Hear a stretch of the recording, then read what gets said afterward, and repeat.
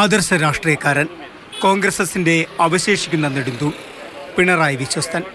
കടന്നപ്പള്ളി രാമചന്ദ്രൻ വീണ്ടും അധികാര കസേരയിലേക്ക്. ഇ.കെ. നായനാരെ അട്ടിമറിച്ചാരംഭിച്ച രാഷ്ട്രീയ ജീവിതം കടന്നപ്പള്ളിക്ക് ആകസ്മികതകളുടേതായിരുന്നു. 2009 വി.എസ്. അച്യുതാനന്ദൻ മന്ത്രിസഭയിൽ ദേവസ്വം വകുപ്പ് മന്ത്രി.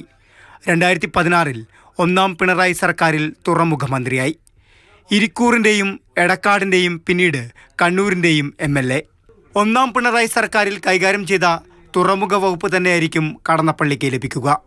ഏത് വകുപ്പായി കിട്ടിയാലും ആ വകുപ്പിനോട് പൂർണ്ണമായും നീതി പുലർത്തുക, അത് സത്യസന്ധമായും വിശ്വാസ്യതയോടുകൂടി നടപ്പിലാക്കാൻ വേണ്ടി ശ്രമിക്കുക, കഴിവുകളനുസരിച്ച്. മന്ത്രിയായി ഇതുവരെയും 5 വർഷം തികയ്ക്കാൻ കഴിഞ്ഞിട്ടില്ലാത്ത ചരിത്രം KB ഗണേഷ് കുമാറിനെ പിന്തുടരുകയാണ്. 2001 ആന്റണി മന്ത്രിസഭയിൽ ഗതാഗത വകുപ്പ് മന്ത്രിയായിരുന്നെങ്കിലും 2 വർഷത്തിനു ശേഷം പിതാവ് R. ബാലകൃഷ്ണപിള്ളയ്ക്ക് വേണ്ടി മന്ത്രിസ്ഥാനമൊഴിഞ്ഞു. 2011 ഉമ്മൻചാണ്ടി സർക്കാരിൽ വനം മന്ത്രിയായി. വിവാഹമോചന വിവാദത്തിൽ മന്ത്രിസ്ഥാനം തെറിച്ചു.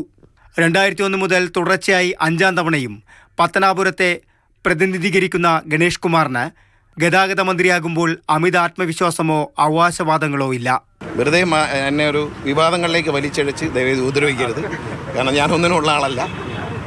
നന്നായി ഒരു ജോലി ചെയ്യാൻ മുഖ്യമന്ത്രി ഒരു ചുമതല ഏൽപ്പിച്ചിരുന്നു. ആ ചുമതല കൃത്യമായി നിർവഹിക്കാൻ എല്ലാവരും സഹായിക്കും. കടന്നപ്പള്ളിയെ സംബന്ധിച്ചിടത്തോളം തുറമുഖ വകുപ്പിൽ വലിയ വെല്ലുവിളികളില്ല. എന്നാൽ ഗതാഗതം KB ഗണേഷ് കുമാറിന് കനത്ത വെല്ലുവിളിയാകും. കടക്കണിയിൽ നട്ടം തിരിയുന്ന KSRTC തലവേദന കൂട്ടും. മാതൃഭൂമി ന്യൂസ്, തിരുവനന്തപുരം.